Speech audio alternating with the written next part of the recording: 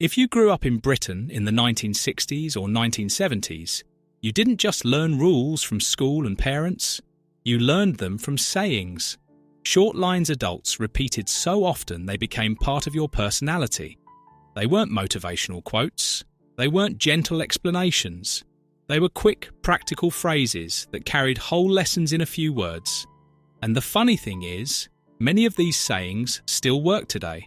Not because the world hasn't changed, but because the sayings weren't really about the decade.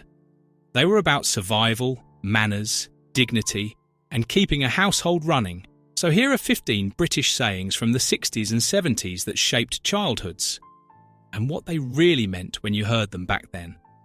The first one is the most classic British parenting sentence of all. 1. Because I said so. This wasn't cruelty. It was authority in a short form. It meant, the discussion is over, the household needs to move, and you are not negotiating like a lawyer. For many kids, this line taught a very British lesson. Not everything comes with an explanation, and not every adult decision needs your agreement. 2. Don't answer back.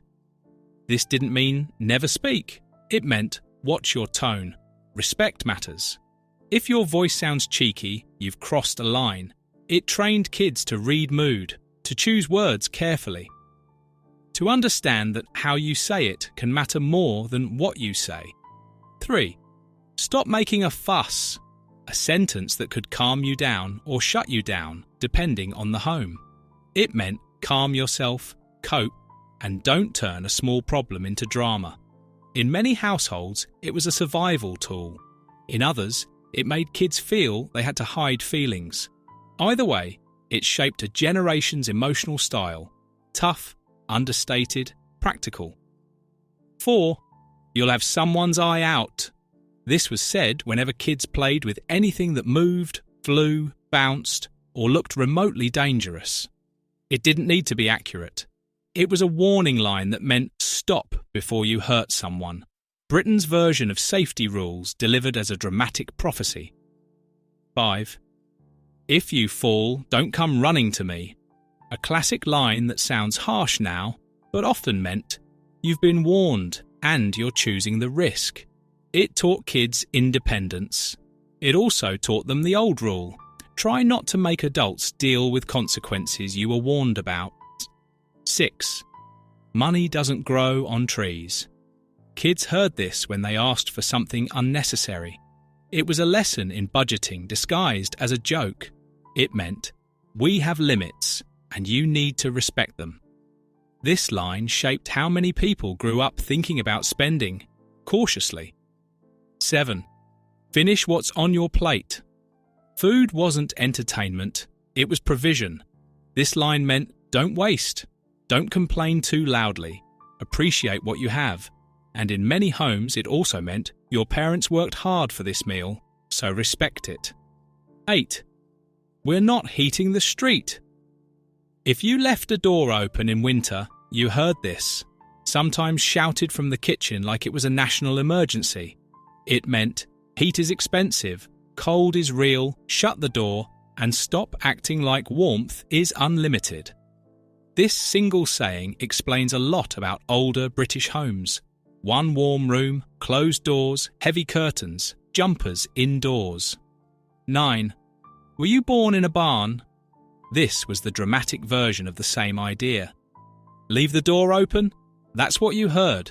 It taught kids that basic household discipline included simple habits: shut doors, don't waste heat, don't waste money, don't be careless. 10. Use your common sense. This line carried an entire parenting philosophy. It meant, I'm not explaining everything. You are expected to figure it out.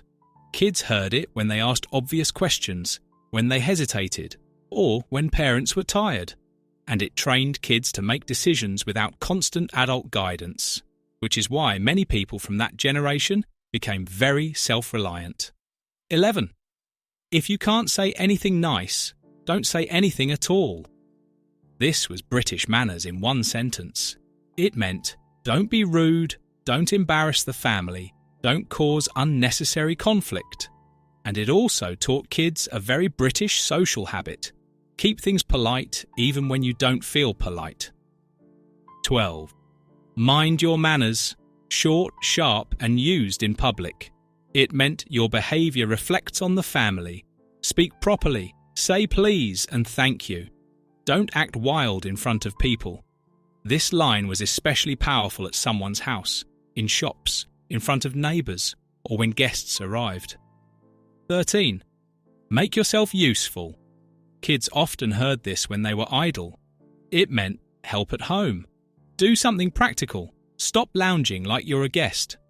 This shaped a lot of children into helpers. Washing up, peeling potatoes, watching siblings, running errands, because in many homes, everyone contributed. 14. I'm not your servant. This line appeared when kids demanded things or asked in a rude tone. It meant ask properly, don't act entitled, and remember, adults are tired too.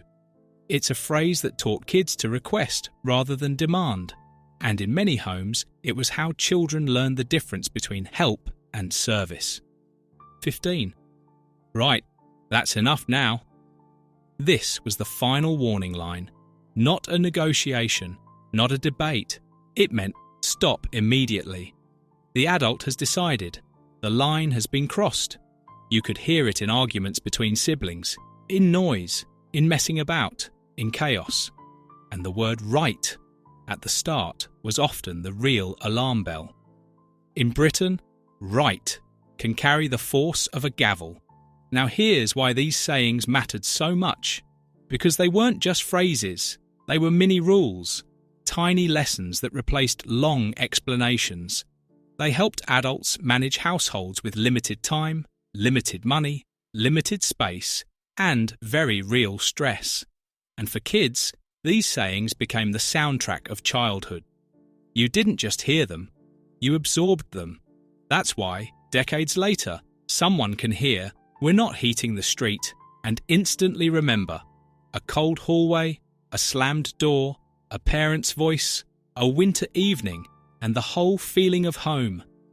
And it's why these sayings shaped people even after childhood ended.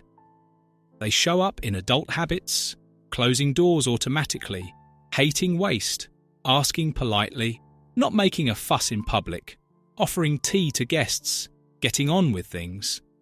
They created a British style, practical, controlled, sometimes funny, sometimes strict, but deeply familiar.